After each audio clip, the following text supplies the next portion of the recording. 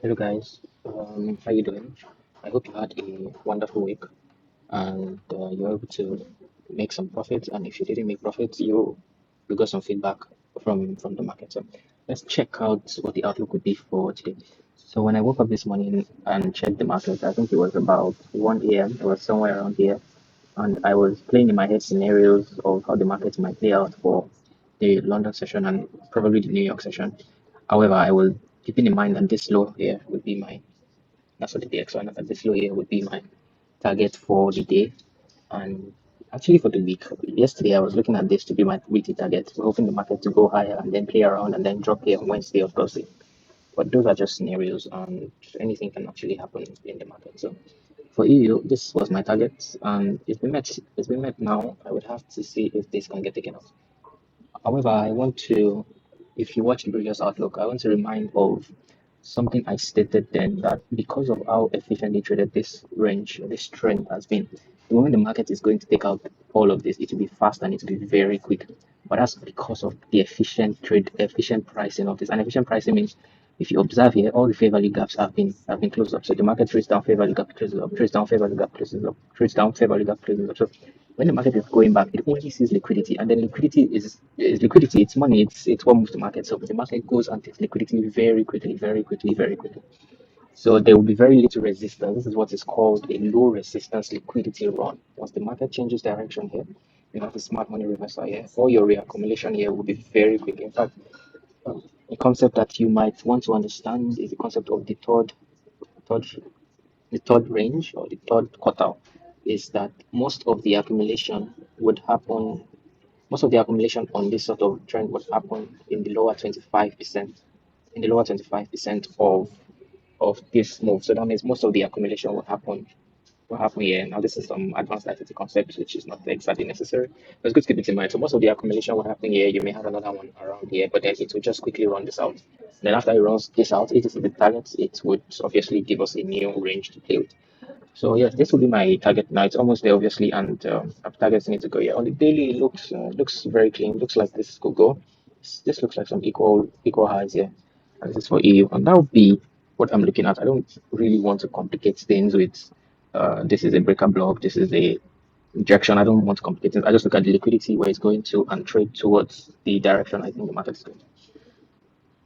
For For GU, I think it's pretty much the same. This high is my target here, and I think this one and then this one. So I just have draws on liquidity. I don't again want to complicate anything. Going into I think the New York session, we may see some opportunities. Going into the New York session, we may have the market trade somewhere around here and then come to take this out. Maybe trade it to this. So that would be what I am looking at. The range that you should keep in mind for the New York session might be this range, that's this one here to here. A price movement below the 50% of this range, that's into somewhere around here. If you like to trade with the blocks or other blocks, breaker blocks and all of that, you may find something here, but a trade below the 50% of this range here should be a valid range to buy from.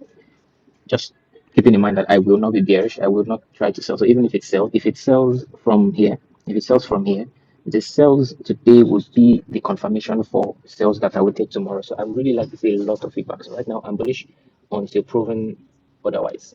So for USD card, pretty much the same thing. I'm bearish until proven otherwise, but I want to see how the market reacts here. If the market gives me a great reaction here, I may consider buying it here. But that'll be it. It's just observation. I don't want to call too much. So gold. So for gold, I think gold is easily running for $5,000 now, and this is expected because of all the geopolitical tension in the world right now, with all the with everything happening in the world. I think you obviously see the news and can deduce why investors might want to be safe and avoid some assets and some currencies right now. So I think gold is obviously still bearish, even when all other currencies were obviously still bullish. So even when all other foreign currencies were bearish, like somewhere around there, even when gold was selling, it would have just been wise to chill and look for the buys, because gold is moving fundamentally, very, very fundamental movement, and this is on all the geopolitical tensions in the world right now. So again, I can keep buying gold until the world settles down, until some major powers agree on some events and some tensions are settled. Until then, I think it's just wise to stay bullish on gold. BTC may have started giving us some reversals, not the retracement now. So my outlook on BTC is that this may be a full-blown reversal, and I think this will be my target on BTC here, maybe here at all time. So I think if we get here and then tap into this favor league up, this favor league up will be an obstacle. So I'm just watching BTC. I don't actively trade BTC again. I'm just watching. I really do not have the authority to tell you which direction of BTC is going to be, but I like this lows here. They seem very, very attractive to price. Um, I think Nasdaq has failed to take out the all-time highs and has been reversing now. So this is a daily reversal. It's broken structure on the day.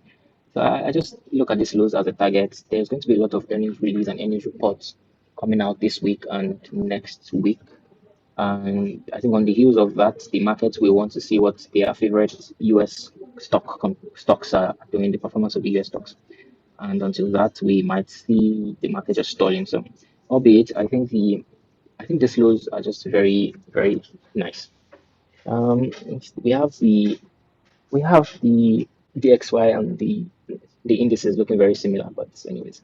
So yeah, I think that's just going to be my outlook for this week. If I would trade today, oh really, I don't see myself taking any trade today. Really, I don't see myself taking any trade. There are so many scenarios playing in my head. If we take out this high, I could sell it, but that would be very risky selling into this range. I also see myself maybe buying from below here. I don't think much. I think the cleanest I would look at is this USD card. So that's going to be the cleanest trade for me. And even that is not advisable. So I would be I would try to sit on my hands today and watch. I would try to sit on my hands today and watch. I try to be very careful and not do anything rash. So that's going to be my outlook for today. I hope by tomorrow we have some good opportunities that look much better than this. Today does not present very good opportunities. So on days like this, when you have this scenarios where you're not sure, where you're doubting, these are the days when you could just close your PC and sit on your hands and just go touch grass or something because it's clear that the market is not primed. It may be primed for a direction, but I am not seeing it. And if I am not seeing it, then it's just best to not gamble.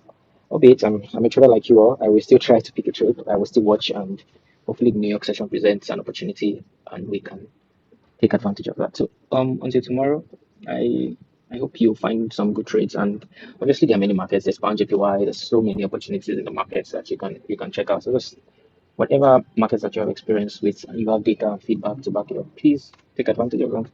And I wish you all the best until the next one. I wish you all peace and good luck.